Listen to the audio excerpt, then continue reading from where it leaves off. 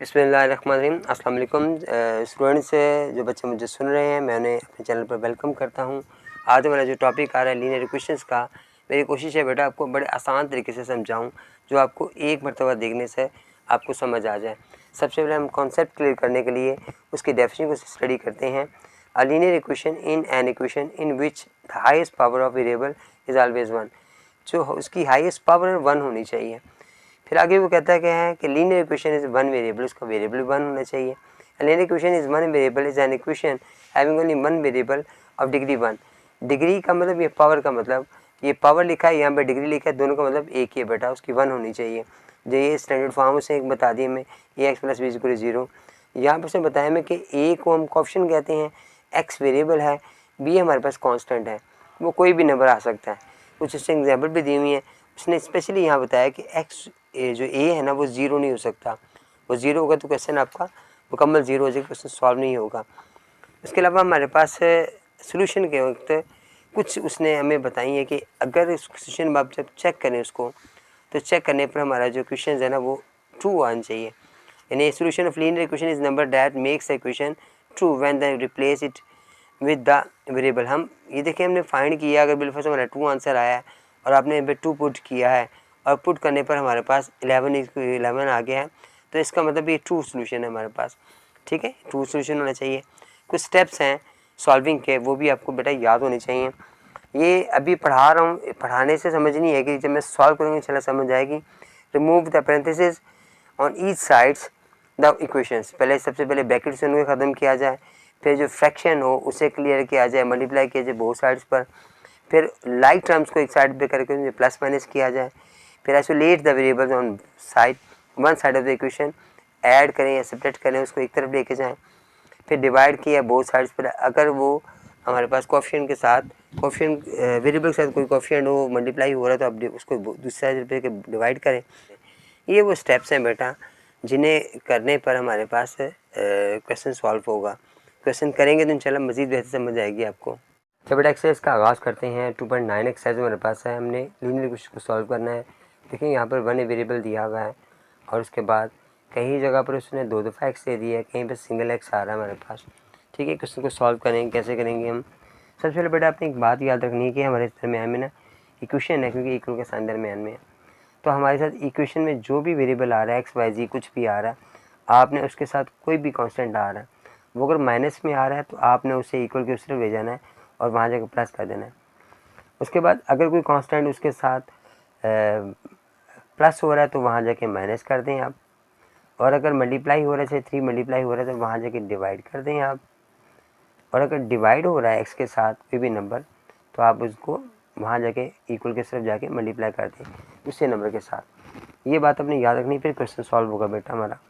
अब देखें 1 आ रहा है, हमारे वहाँ लेके जाना है और उसको मैंने वहाँ जाकर 8 के साथ प्लस कर देना है, ठीक है, 9 हो जाएगा। अब ये 3 से मल्टीप्लाई हो रहा है, वहाँ जाके हम डिवाइड करेंगे तो 3 3 या 9 हमारे पास आएगा, ये हमारा बेटा आंसर आ जाएगा। क्वेश्चन नंबर 2 के अंदर हमारे पास वैल्यूज़ आ रही है 7x आ रही है।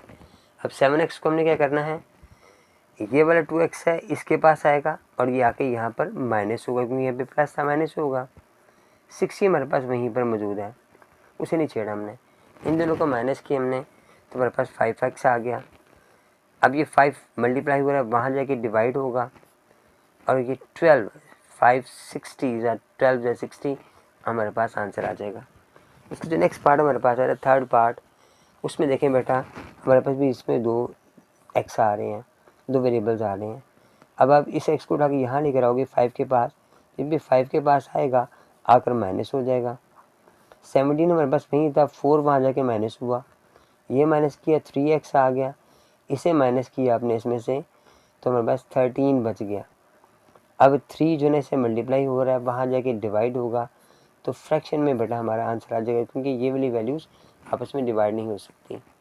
क्वेश्चन नंबर 4 में बेटा देखें ये भी 2 दफ़ा 2x आ रहे, 2 वेरिएबल्स आ रहे हैं, डिफरेंट ही सेम वेरिएबल्स हैं। यहाँ पर ब्रैकेट्स आ गई हैं, ब्रैकेट वाले सवाल को पहले हम रिमूव करेंगे। देखिए यहाँ पर सबसे पहले हम क्या करेंगे, x की जो लाइक टर्म्स कहते हैं, x यानी सेम जो रकमें होती हैं, तो x के साथ x लाइक टर्म्स हैं, ये यहाँ के माइनस का होगा बेटा, और 64 वहीं था, ये 11 भी माइनस का होगा। इसे माइनस किया तो -15x बच गया। इन्हें प्लस किया, माइनस प्लस होता है, -75 आ जाएगा। अब 15 यहाँ माइनस नहीं हो रहा, मल्टीप्लाई हो रहा है। वहाँ जाके अब इसको डिवाइड करोगे तो माइनस कर कैंसिल हो जाएगा। तो 15 5 75 हमारे पास आंसर आ जाएगा। क्वेश्चन नंबर 5 में हमारे पास ब्रैकेट्स आ गई हैं। सबसे पहले आप क्या करोगे, ब्रैकेट को सॉल्व करोगे तो 2 3 6 x माइनस 3 5 15, ये दोनों से मल्टीप्लाई हो रहा है। ये जो 3 है दोनों से मल्टीप्लाई होगा। अब ये 15 वहाँ जाके माइनस का वहाँ जाके प्लस हो जाएगा जाकर। 5 1 6 2 1 3 36 आ गया। ये 6 वहाँ जाके डिवाइड होगा तो 6 6 36 हमारे पास आंसर आ जाएगा। क्वेश्चन नंबर 6 में हमारे पास भी ब्रैकेट्स आ रही हैं। 3x आ गया प्लस 3 2 6 आ गया। 5 मल्टीप्लाई नहीं हो रहा, 2 मल्टीप्लाई हो रहा है तो 2x, और ये माइनस ने इस माइनस को प्लस कर दिया, 2 3 6 आ गया। अब x को उठा के इसके x की वैल्यू पास लेकर आओ, लाइक टाइम्स को कंबाइन करो, ये माइनस वाला यहाँ आगे प्लस हो जाएगा। 5 था 6 था, ये यहीं पर है, ये वाला 6 वहाँ जाके माइनस हुआ, ये दोनों कैंसिल हो गए, ये 5x आ गया। अब ये 5 वहाँ जाके डिवाइड हुआ तो 5 5 से कट जाएगा तो 1 आंसर आ जाएगा हमारे पास। क्वेश्चन में 7 में भी ब्रैकेट्स आ रही है, मेरे पास बार माइनस का साइन भी आ रहा है। क्वेश्चन नंबर 8 में भी ब्रैकेट्स आ रही है, ये दोनों एक जैसे क्वेश्चन आ रहे हमारे पास आ रहे हैं। अब जब हमने इसको मल्टीप्लाई किया तो -3x आ गया, और ये प्लस माइनस माइनस, और 8 3 24 आ गया। अब 2 मल्टीप्लाई होगा 2x आ जाएगा, प्लस 2 3 6 आ जाएगा, 10x ऐसे ही आ गया।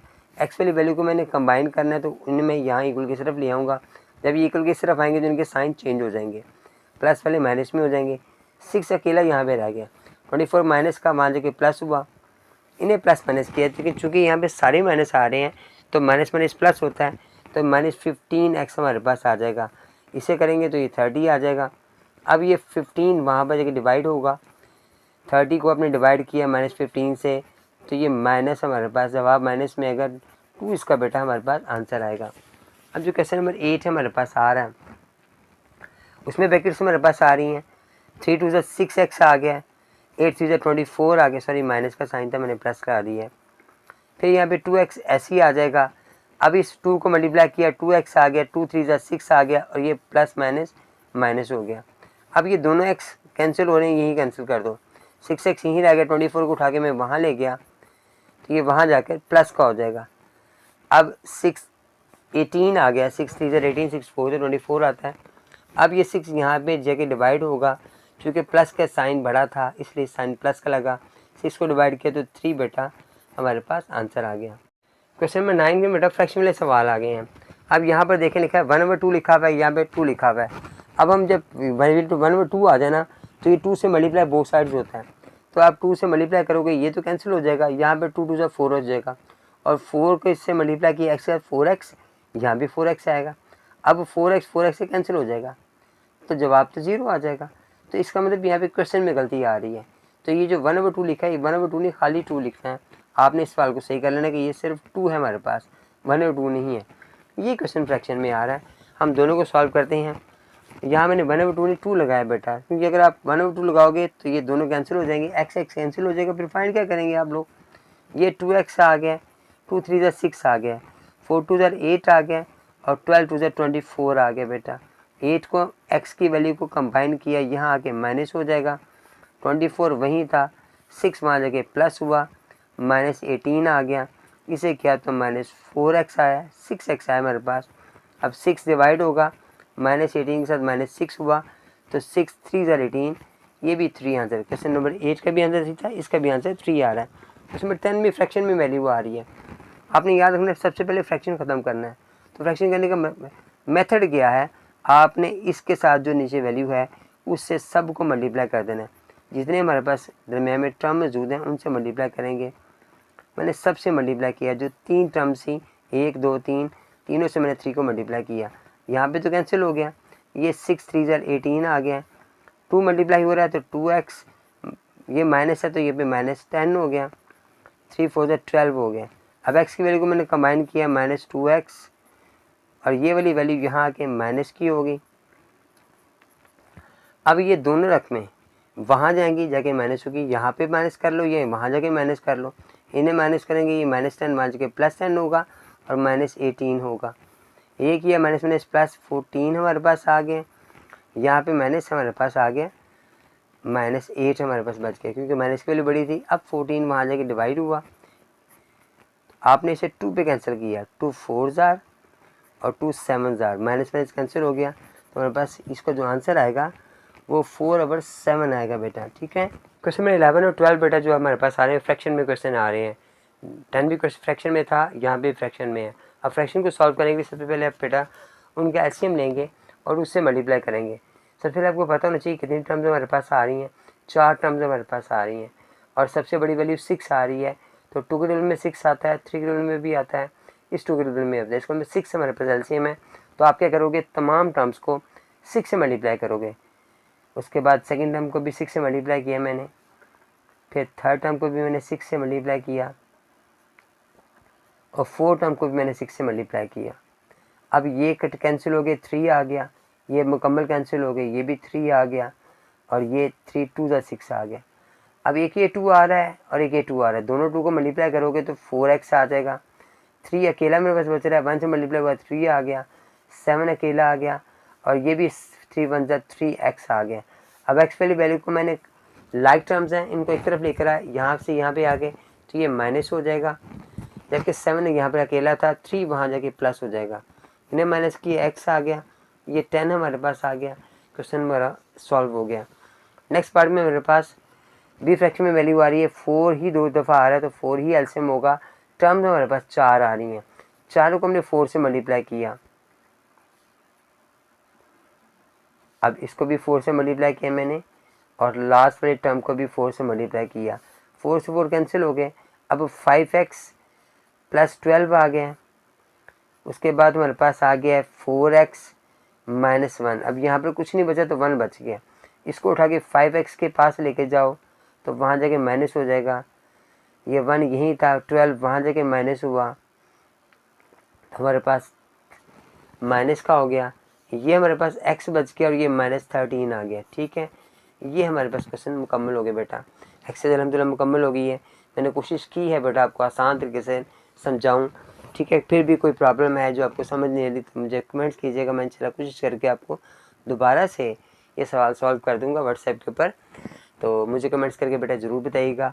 जिन बच्चों ने आज मुझे फ़र्स्ट टाइम मेरे चैनल्स को मेरे लेक्चर को सुना है बेटा वो मेरे चैनल को सब्सक्राइब करें। जज़ाकल्लाह बेटा, अस्सलाम वालेकुम।